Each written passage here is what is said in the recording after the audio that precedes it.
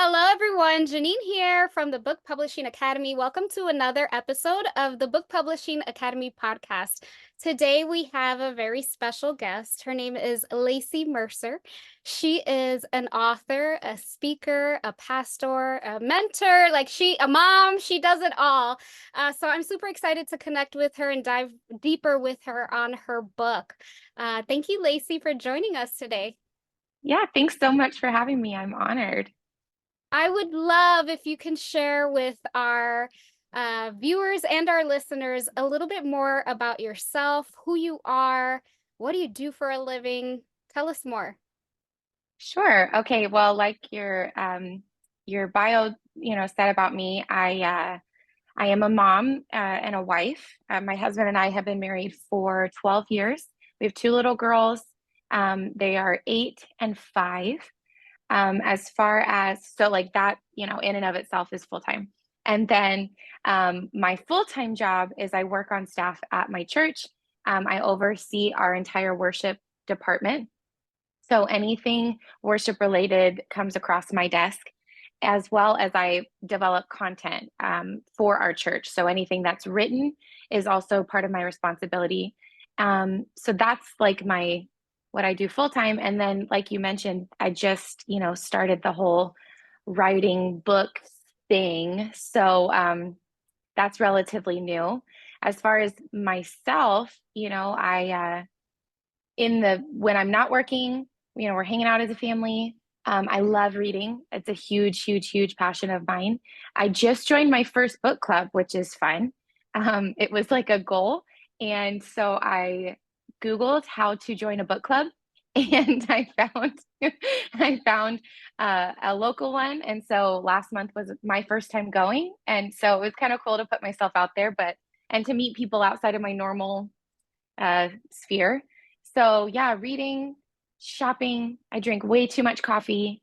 Yeah.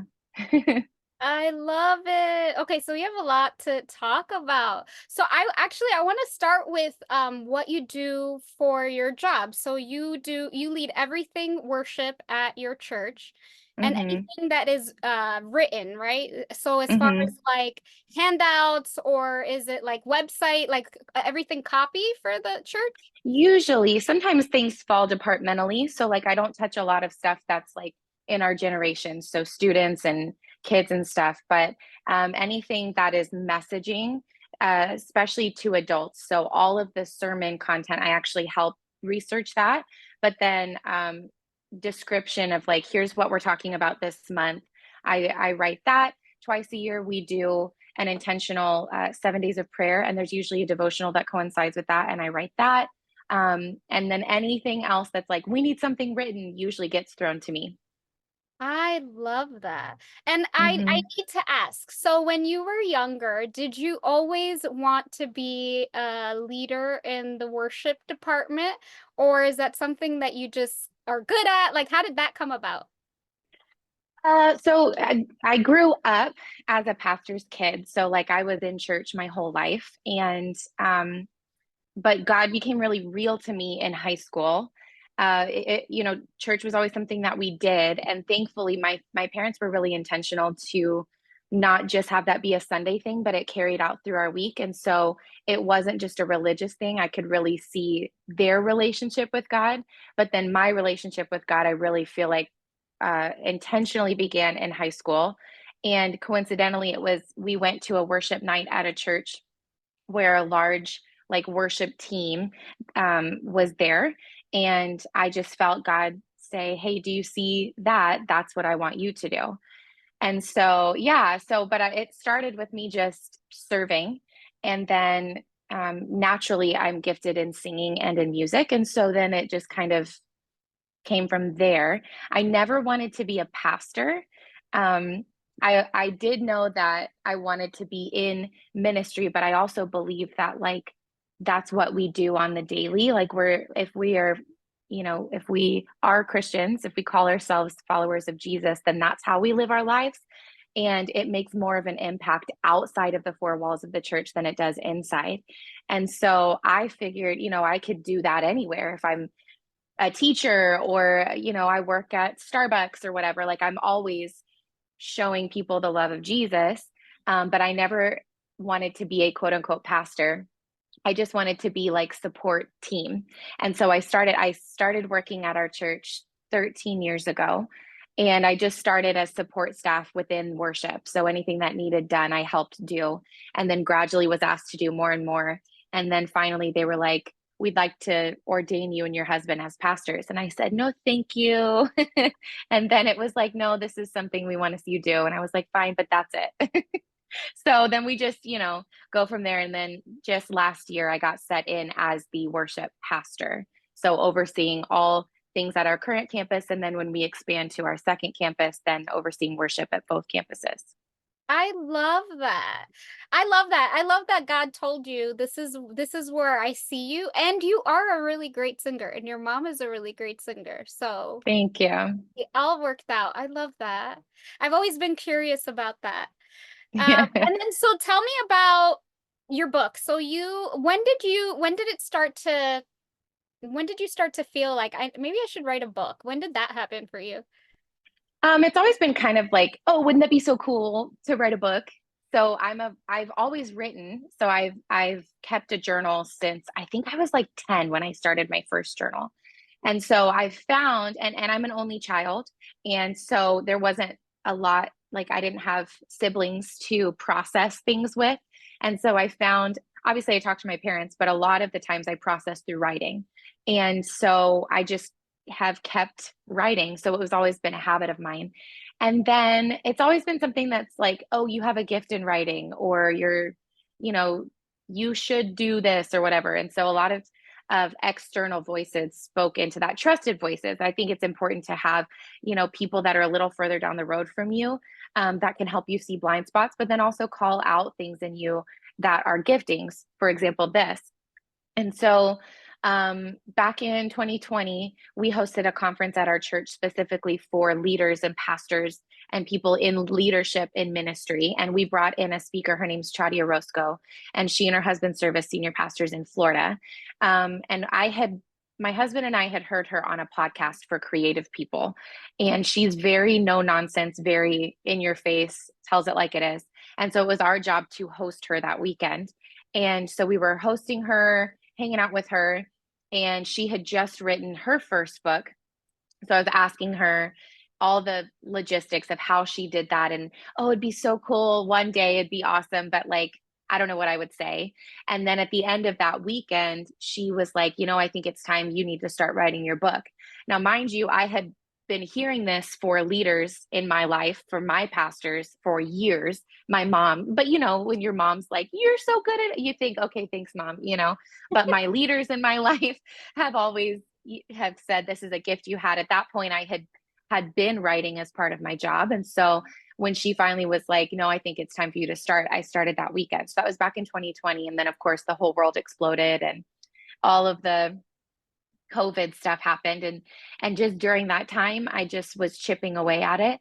But it started with like, okay, if I'm supposed to write, like I don't know what to write. I'm at that point, wasn't even 30 yet. I was a mom of two, and hadn't even turned 30, and felt like, what if I haven't done much? Like I'm not an expert at anything.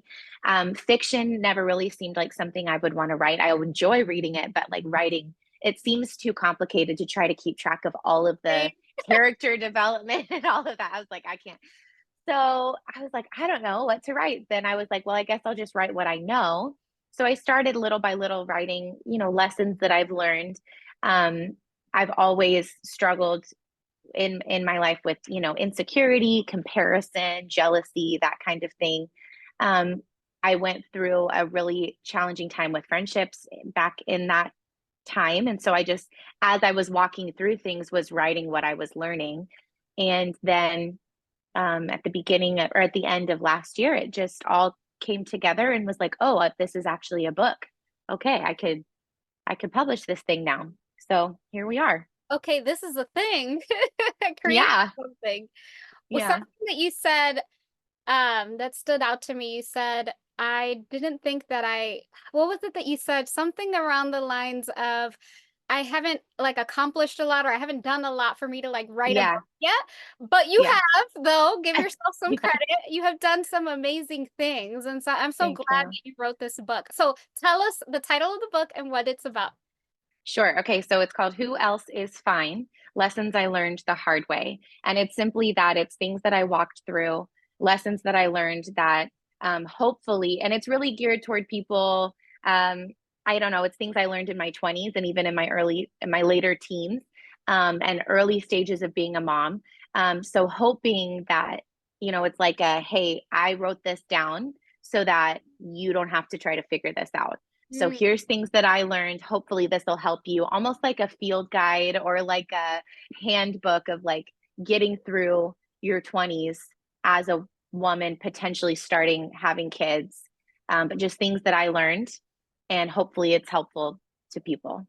So I'm curious about the title, Who Else Is Fine? Question mark. Where does that come from? And tell me more about that. So um, it started from like things that I'd be walking through and I'd be processing things and I'd be like, but I'm fine, it's fine, everything's fine. It's fine, it's fine. But um then that I don't know, it turned into Who Else Is Fine. It actually comes from my favorite show ever is Friends. And there's a scene where Ross is clearly not fine and he's really struggling, but he keeps saying, I'm fine. And then he's like, I'm fine. Who else is fine? Like, raise your hand if you're okay too. And it's kind of that like tongue in cheek, like, I really wasn't fine walking through things, but I kept saying I was fine. And who else is fine? So, yeah. When I read the title, I think of like myself when I'm not doing fine and I'm trying to like sugarcoat it with anxiety of like, I'm fine, everything's good. And then like Exactly. my whole world is just falling apart. I'm trying to keep Exactly. it together. Yeah. It's like that gif of that dog in the burning building. Like, this is fine. I'm Yeah. fine. The little bird that's on the waterfall and there's like water going on. I had a situation this past week where someone asked me, "Are you fine? Are you okay?" And I first said, "Yes, everything's fine." And then I was like in my head, I'm like, "You're not fine. Say the truth, girl. Say the truth." Yeah, I had to exactly. open and be open and honest of how I felt in that moment. And I'm proud of myself because a lot of times we do that. I'm fine, everything's good, everything's great. And Right. we're And I like, do what? feel like there's like discretion, right? So like there's a you can be honest about where you're at without throwing up everything on everybody. You can, be honest of like, things are kind of challenging right now. I'm kind of going through some stuff, but I know it's going to be okay. Instead of just like, yep, everything's fine, everything's fine. And I think that that's I feel like people are more open when we're more honest to be like, things kind of stink right now. Thank you so much for asking. I appreciate it. And I'm going to make it Yeah. instead of just, yeah, I'm good. Yeah. And also something that I learned is that not everyone is in the right or has the mental capacity to receive what you're going to tell them. And so Exactly. that's something that I've been practicing is if they ask me if I'm fine and I say no, I'm not, I ask them, are you open and ready to receive what I'm going to tell you? Because if you're not, then it's Right. not the right time for me to share. I'm just going to say I'm fine. But if Yeah. you're open to listening at this moment, then, let me know. And so that it's some people will say, yes, I'm open, talk to me. And some Right. will say, I don't know, I'm not in the right mind space right now. And then you know what you can and can't share with the person. But I Exactly. try to like keep my eyes open or my ears open of like, is this person even in a space to listen to my case? Yeah. It's so true. And I find too, and this could be just like a trigger from how I grew up in church and with my family being in leadership. A lot of times people wanted to know things that were going on with me, but it was coming from an unhealthy place in them. Like they got something from hearing something I'm going through. And so I am always a little bit guarded to sense like, why are you asking because you genuinely care or do you just want dirt? Yep. And so then it's that discretion and discernment of like what's actually behind that question you're asking, because then that's what I'm gonna it tailors what I'm how much of me I'm gonna actually let you see. And who can you share it with? Not everyone. Exactly. Right. Yeah. So, tell us, why now? Why did you decide, okay, now I have the book ready, I'm ready to launch it? Because I know for a lot of authors, there's fear around, oh my God, I'm about to be vulnerable and share like my deepest thoughts with the world. So, how did you know that you were ready to do that? Why now? I wasn't ready. I would have not, I would have been working on it. To me, it's like, I haven't learned enough. I haven't done enough. It's not long enough. It's not good. All of the things. Um, I honestly, I think it's so important as people, but specifically creatives and I think authors too. With we are so we think a lot, right? And so you can have analysis paralysis, you can overthink yourself to the point of like, forget it, I'm not doing anything. And so I think it's so important to have trusted people in your life that can speak to, okay, I see what you're doing. I can see yourself. My friends and I call it ostriching, where you just stick your head in the sand and just pretend like nothing's happening. Like, I see that you're doing this, but I think you're at a point now where we're ready. And so for me, one of those people is my husband. He is a very challenging person. He's very like, I don't know. I shrink back from things if I don't immediately know how to do something or feel like I'll be good at it. I'm just not. I don't naturally don't want to try. Whereas he's the guy that's like, we're gonna figure it out, and if we fail, then we'll figure out why we failed and try again. And so he's very good for me. And he was one of those that's like, okay, babe, you've been working on this book for 3 years. I think it's time that we start like heading towards publishing it. And he also did my cover design I love and did all the layout, yeah, for the inside too. So he was like, as soon as I have content, I can get this going. And so it was really him that was like, let's put a timeline on it. So then we put like an end date. And then within the logistics of obviously working full time, but then being a mom, then helping carve out the time of, okay, this is your time that you're writing, and I will handle everything. So you don't have to worry about that. And you just get your chapters done. So having that time frame. And also, I had talked about it with people. So I had let my friends know, hey, I'm writing a book. And so, of course, people are asking, when's it going to be done? Had I not told anybody, it probably would still be on my computer. it. And so I think accountability and community is so important in every aspect of life, but especially in something like this where it's like it's literally birthing a part of you, and especially when it's writing your story and things that you've walked through. It really is like a piece of me that's now out in the world, and it's scary because people can have opinions about what I've written and what I walked through and my story. So, but yeah, had I not shared with people that I was doing it, it still wouldn't be done. I love how you said I wasn't ready because a lot of times we want to perfect things. We want it to be perfect, and Right, nothing will ever be perfect. And I think right. back to like my last book. My last book, I talk about how I overcame narcissistic abuse. And when I was in the process of publishing it, I would cry because I'm like, God, I'm not ready. Like I would talk to God and Yeah, God, I'm not ready. And God would be like, you're ready. Just do it anyways. And I'd be yeah, like, are you sure? And he's like, yes, you're fine. And so once you get over the hump and you cry and you have the tears and you're scared, it's not that bad. It's like, oh, no. I can do this. Yeah. And I found that people genuinely want to celebrate. Like when you surround yourself with good, solid people, they actually want to celebrate the wins in your life and accomplishments like this. So it really, it's like running down a hill. Like all of a sudden it's like, oh my gosh, I'm running and the momentum's happening. And then the next thing you know, it's done and time to try to walk back up the hill and do it again.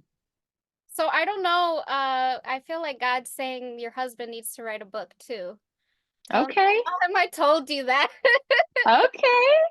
I He'll would love hate that. I would love to read a book from him and like his perspective, like on what he does as in the church and like his perspective of being a dad and I know he does Yeah. photography. Yeah. Yeah. I mean, I think he's amazing. Totally biased, obviously, but that would be cool. Let's dive a little bit deeper in the book. So one of the things that I loved about your book is that you talked about postpartum depression. And as someone that went, I don't want to say I'm a survivor of postpartum depression. I don't know that that's the right word, but I am someone that went through postpartum depression. And I don't know. I mean, I could be wrong, but I haven't read many books that talk about it and that are Hmm. transparent about our feelings. And I think especially with social media, we tend to like show the good stuff. And even when Hmm. we're showing the ugly, we show it in a pretty way.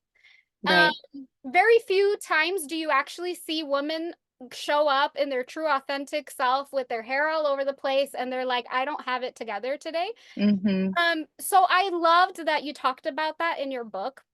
And I think that so my son's 15 turning 16. I would have loved to have read a book like this back then because Hmm. it was a very scary time. You feel alone. You feel like absolutely no one understands what you're going through. The type of depression that you go through is very rare and different. Like Hmm. you can't even explain it. You want to seclude yourself from people. It is definitely, I would have to say it's one of the hardest things that I have ever gone through.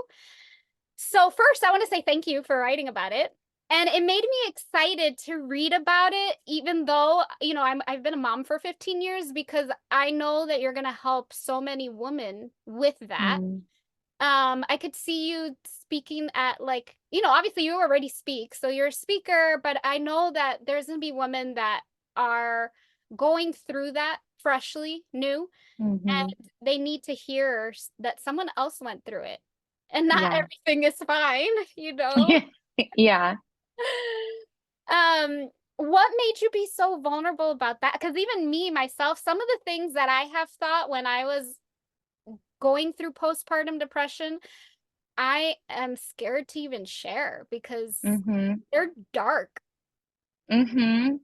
They're dark. Yeah. I think what inspired me to write it was one, it's part of my story and one of the as an adult. Okay, so I got married at 20 and I think I had Emma at I think it was 24 when I had her.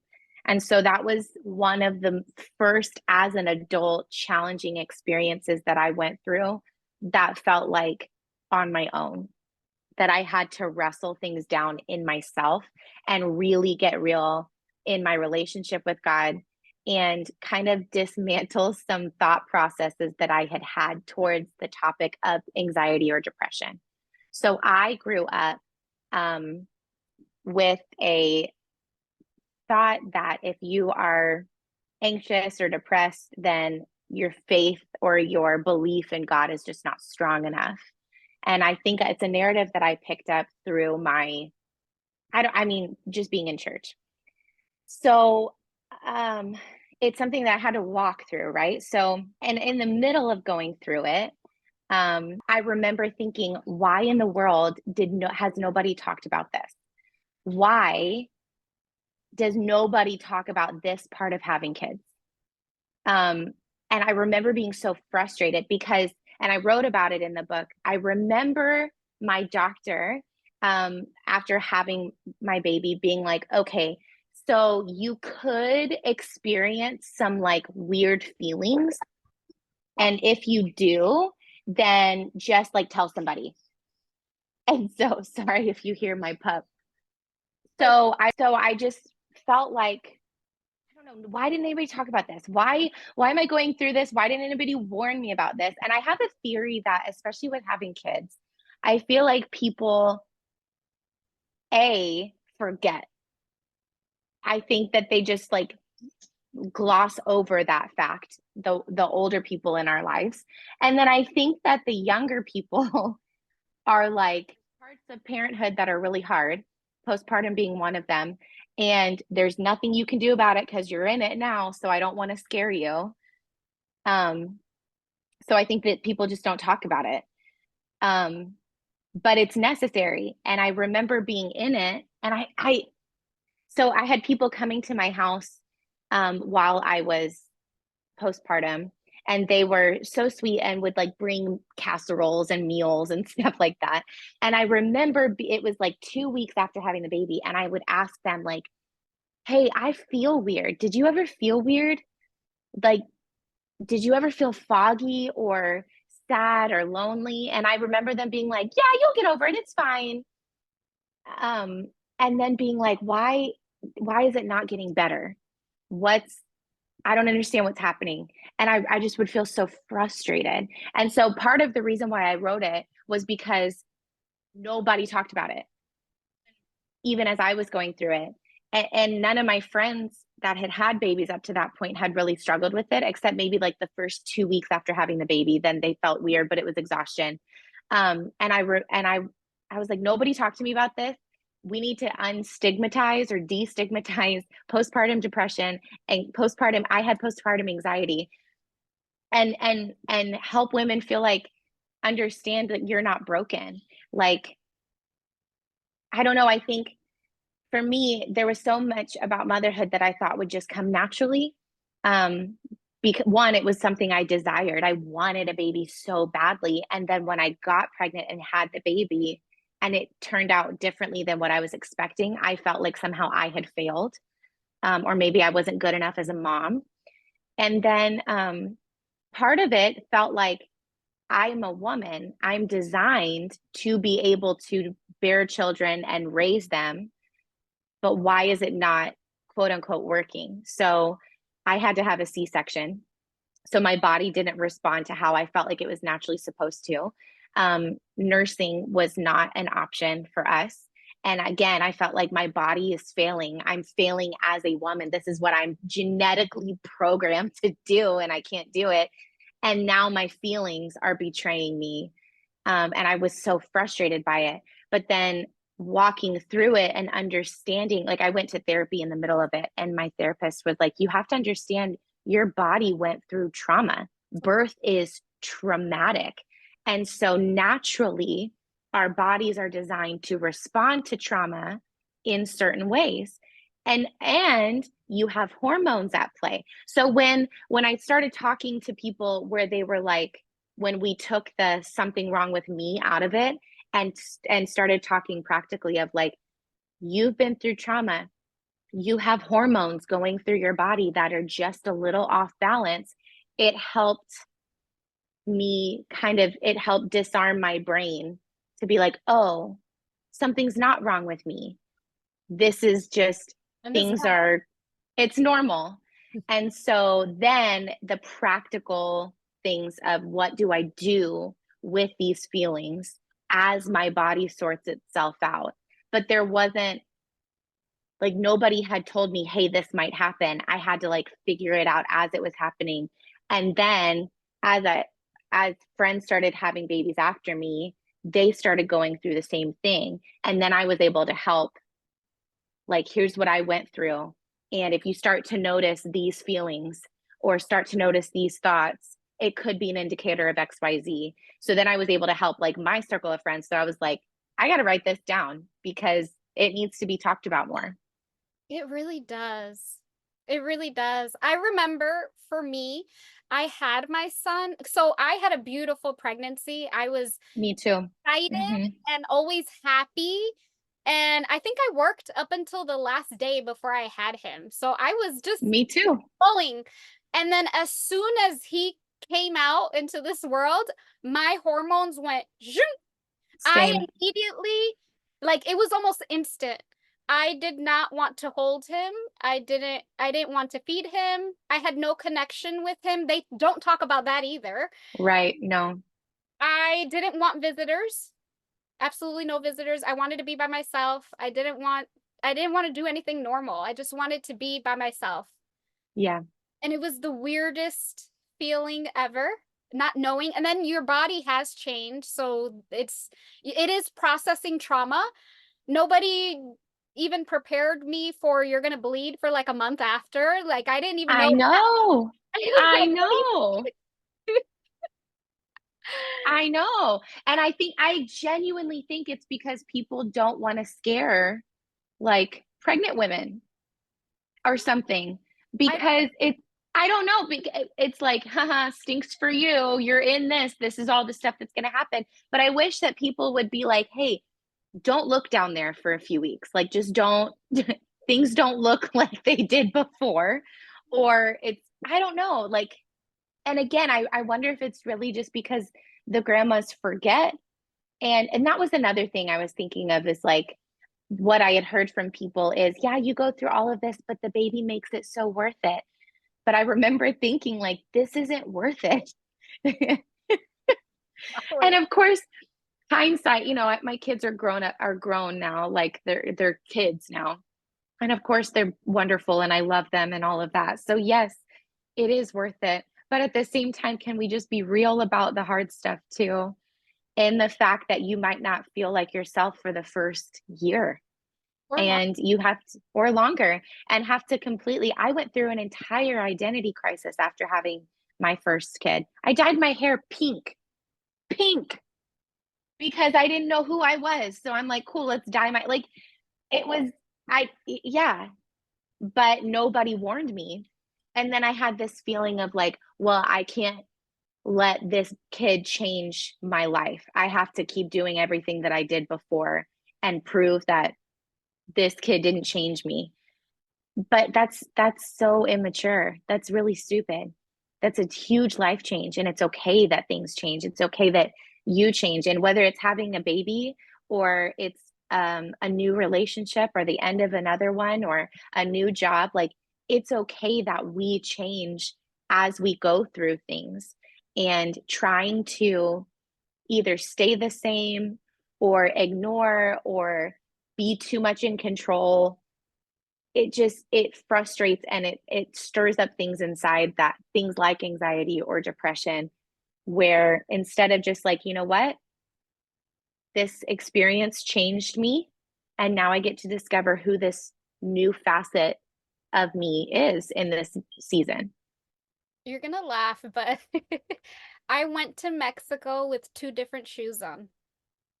I What? I was, I was talking to my mentor yesterday because she's like, "Do you remember that time after you had the baby, we went to Mexico and you had two?" I wore two different shoes. That's how Yes. who I was up here. Like I just was not Yes. functioning. That No. Well, and exhaustion plays into it. Like the exhaustion, you can't put into words. Like I've been tired before, but after baby tired is like no other. And then I remember the feeling of like, there's no escape. Mm-mm. It's not like this is just, oh, I had a long work day, but the weekend's coming and I can sleep in. Like there's no escape. And that's what really did it for me. Of like, this is my life. Did I just ruin my entire life? But then so yeah, the biggest thing for me was the acknowledging like something's not right, asking for help, and then submitting to that process of what does help look like and how to walk out healing after that trauma of birth. And then it happened again when I had my second. So, but then I knew what to expect at that. But that one was also worse. So, yeah. I think for me, I had a lot of anxiety, and at certain points, I ended up having panic attacks, which feels like your soul is jumping out of your body, like the skin. Like Hmm. I don't know how to explain it. It's like, yeah, your soul on the inside wants to jump out of your body. It's the weirdest, Yes. craziest feeling. And Yeah. I would feel like, take me to the hospital. I feel crazy. Like, Yeah. Same. and I refused to get help. Like I did it, I felt like Mm. a failure of the fact that I needed to get medicine. So I would Hmm. avoid going to the psychiatrist. And then eventually, I think I didn't end up taking anxiety and depression medicine until my son was like 9 months. So I went Yeah. a long time avoiding or coming Yeah. to terms with there's something wrong with you and it's okay, you know? Yeah. But Yeah, I felt the same way. And I read a book in that time. It was called, I think it was called Unexpected by Christine Kane. And she said something, she talks about how she had been diagnosed with cancer. She had thyroid cancer. And she came to terms with the fact that, yes, I've been diagnosed with cancer, but she said, cancer is a condition I have. It is not who I am. And when I read that in the middle of going through this postpartum, I was like, oh, anxiety or depression, it's a condition that I have, but it's not who I am. And I think in our culture right now, mental health is, I'm so thankful that it's getting the attention that it needs because for so long it was ignored. Mm-hmm. I think sometimes we have a tendency to go too far in the other direction and start attaching it to our identity and saying, my anxiety, my depression, I am an anxious person. When it's anxiety and depression and mental health, those things are, they're indicators of something happening, either internally or around us. And so it's a symptom, it's not like my identity. So I still get anxious. Mm-hmm. I still feel, sometimes depressive episodes and things like that.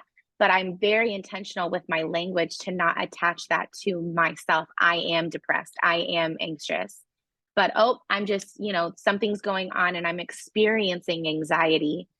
And so then what do I do with those feelings instead of sink into them?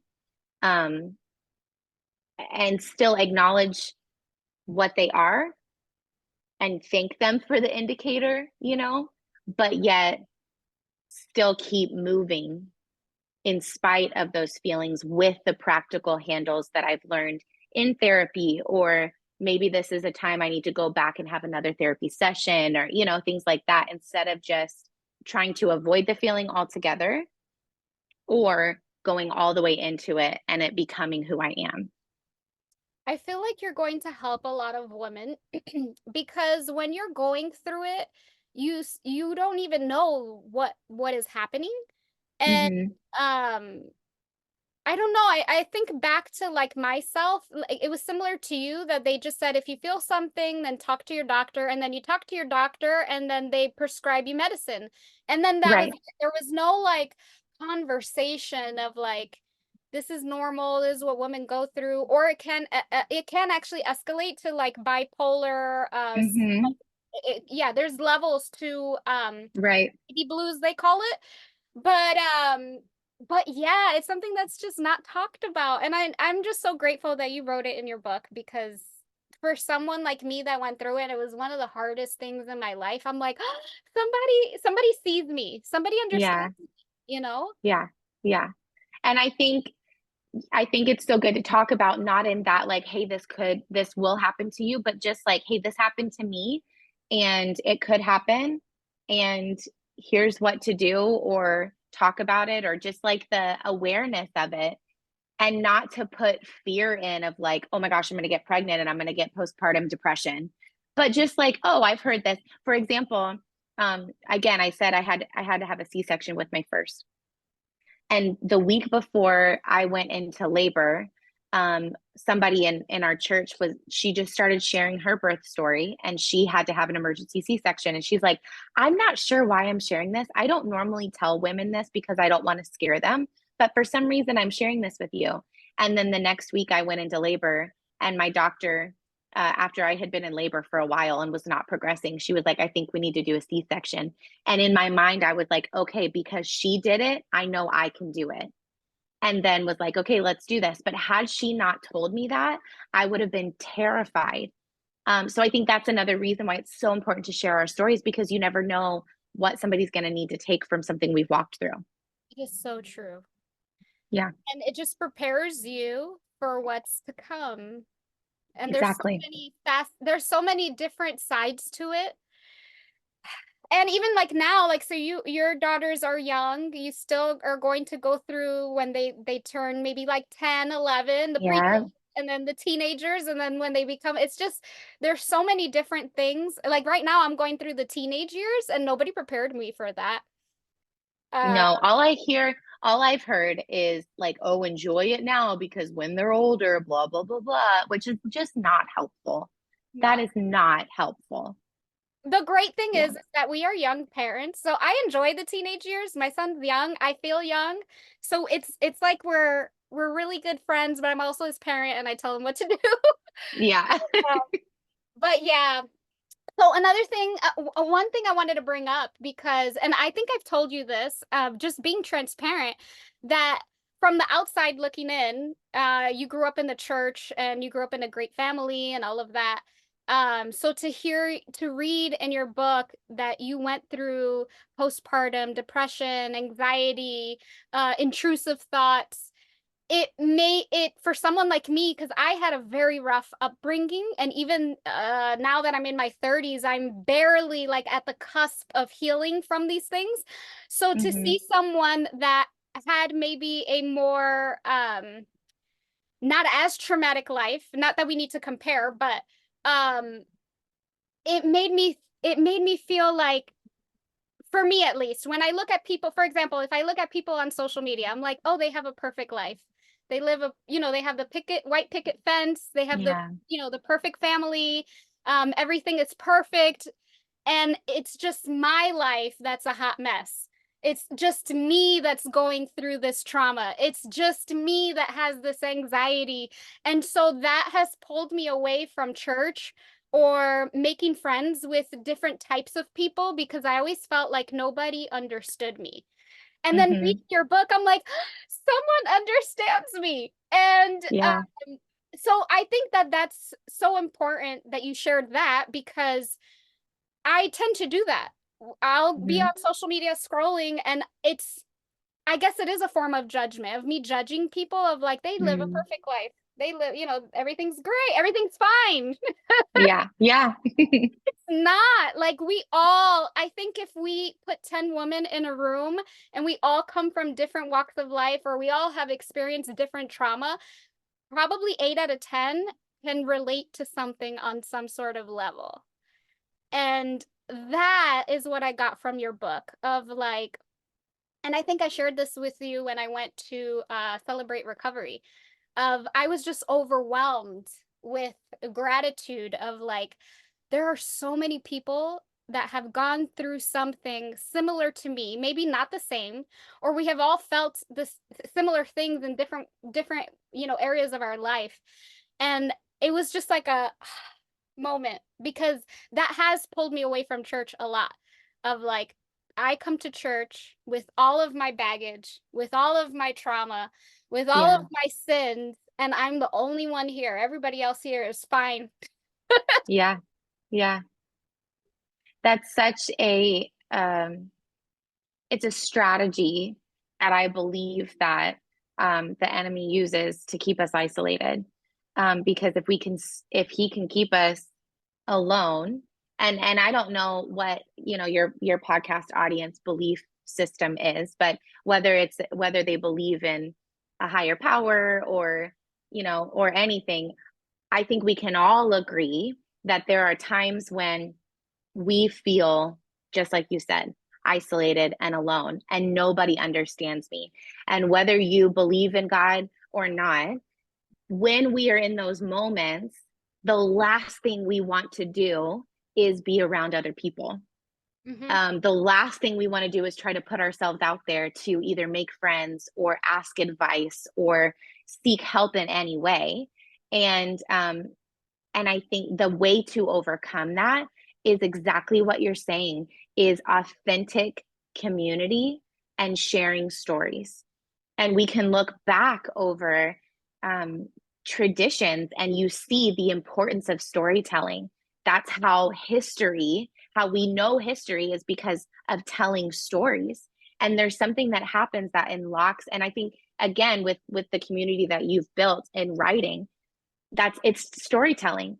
um it's so important and such a powerful strategy to get outside of our own heads, to just ask questions or to share our own story so that you can see, yes, we put up a good front, but the reality is people are people and everybody's broken. Everybody has stuff that we've walked through. And you're right, we can't compare because my story is different than yours. But just because our stories are different doesn't mean we can't glean things from each other's stories. And if nothing else, get a different perspective of a different way of life. and walk away a little bit more well-rounded and a little bit, I don't know, broadening our own horizons. But I think you're right. I think that's a trap that a lot of people fall in is I'm just going to be right here in my own world and everybody else is doing their own thing and everybody else has their ish together and I don't. And then we get stuck in this rut instead of living a beautiful life that's filled with community and I believe purpose, in sharing stories and inspiring. And yeah, I think it's so important to have community and to share stories. I think too, like I'm guilty of it. Someone this week was like, because I was just came back from Tulum and I went to a women's retreat, and someone said, "Oh, you had such a great time," because I've been posting all these reels with Yeah. the cool videos, and I was like, I had the worst time ever. Like, and I had to be transparent. Like, this was not the retreat I should have gone to. Like, and Mm, so I even do that where I show on social media something that looks perfect, but on the hmm. back end, like, if you really get to know me, my life's a mess sometimes. You know what I mean? Yeah. Yeah. Um,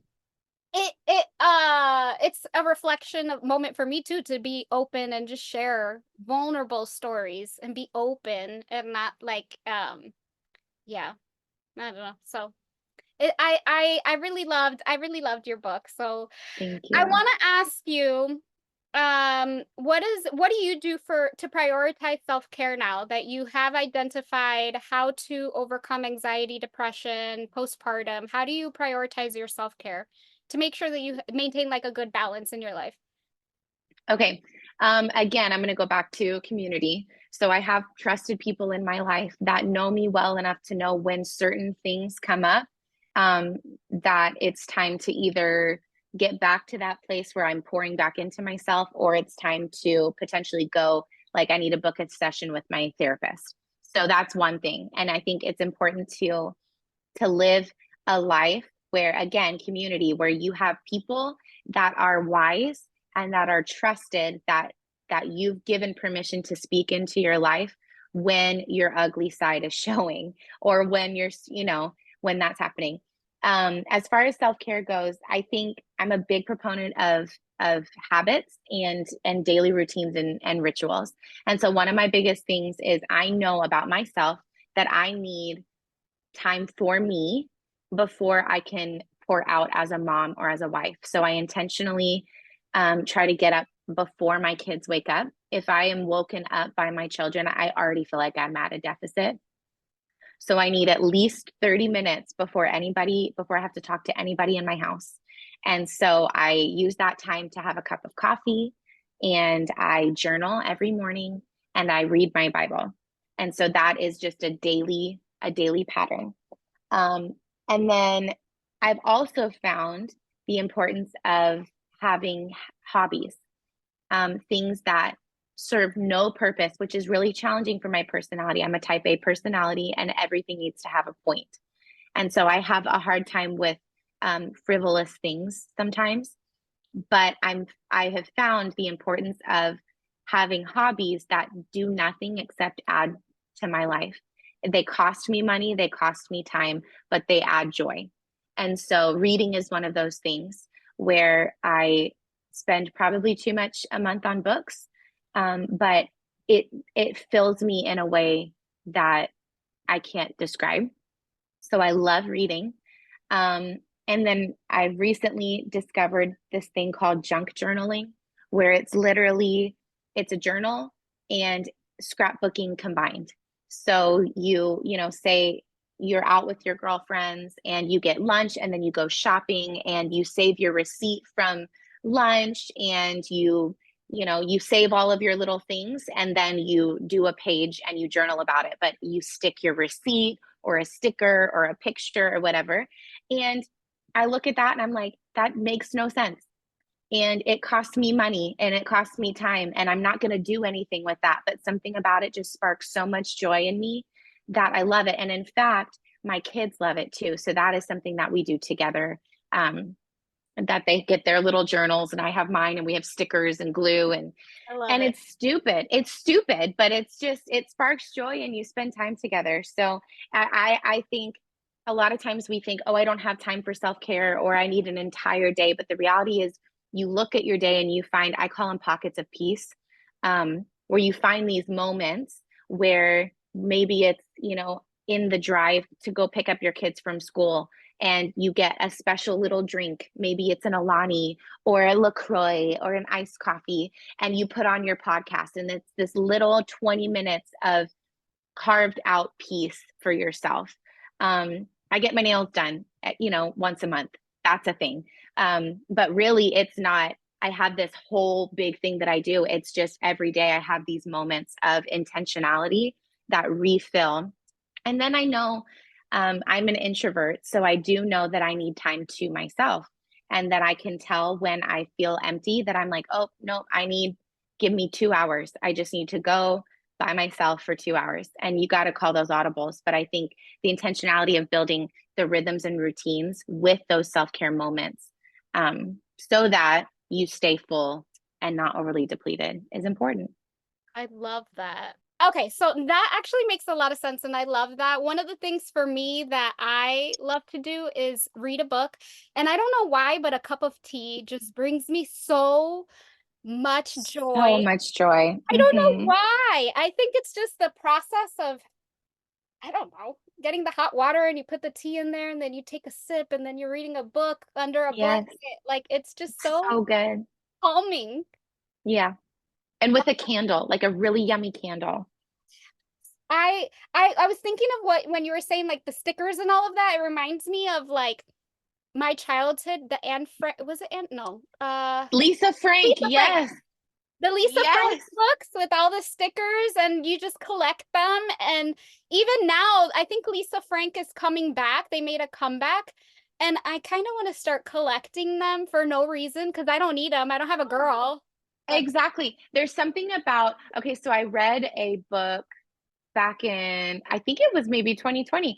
And that's what got me back into reading, was I wanted to do something that sounded fun for me. And reading was that. And I wanted to just read for fun. But I read this book called The Happiness Project. And it was about a girl who documented her journey over a year of trying to increase her happiness in her life. And she's built in her personality similar to mine, and that everything needed to serve a purpose. And so one of the things that she did to spark joy and happiness in her life was to start a collection. It served no purpose.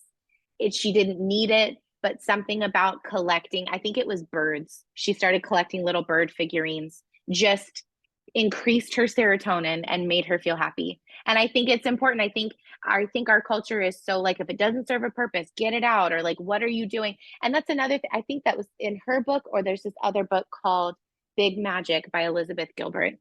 good one. Excellent. That's excellent. But I think they were talking about how in our Western culture, things that start out as hobbies, we automatically are like, how can you monetize that? How can you make money on that? But some things just need to stay a hobby that sparks joy, because the second you start putting pressure on it or stipulations, it takes the joy out of it. I do collecting. So if I'm at the park, I love to go to the park. I love nature. But if I'm at the park, I pick up feathers Oh, and I'll like bring them. And then after a while, I'm like, okay, you have way too many feathers, so I'll get rid of them. But then I'll just bring more. Like they just like bring me joy seeing see? like the different colors and the pattern. Yeah, I don't know. I So love it. I might start collecting the Lisa Frank stickers too. I love stickers. I just love them. I'm a Glitter. sticker collector too. Hmm. So, is there anything else that you're currently working on that we should be aware of? I know you do thrifting too. Anything that you're I working? do. As of right now, I don't have any current projects going. We just moved into our dream home. And so that's what I'm personally working on, is getting settled and moving in. Um, However, I do feel it's time to start the writing process again, but I feel like I'm starting from scratch in that I don't even know what to write, but I just feel like another book is coming. So I'm getting ready for that. I love that. Well, let me know how I can support you.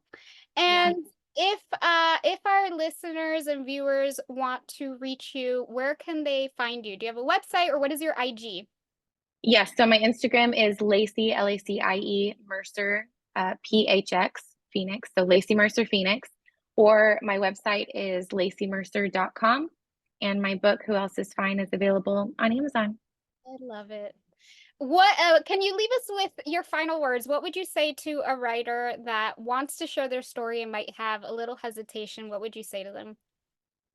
Okay, so I think just write it down. Just do the thing. So it doesn't even, and I think this is where we can get stuck, where we feel like I want to share, but I'm scared. Just start the process of writing it down. It doesn't even have to see the light of day. Just start the process of writing down. And I was thinking about, when we share our story, a lot of times it involves other people. And there can be a hesitance in sharing our story if maybe what if that person takes offense, or what if they see it differently. And I think use discretion in sharing your story to fully share your story, because every story that involves multiple people has multiple perspectives. And so we're responsible to share our part of the story. And I think you can share your story without also making other people feel thrown under the bus or uncomfortable, but just, hey, this is what happened to me. This is my perspective, and here's what I learned from it. But if there's a hesitance or a fear, I think just start writing, just do it.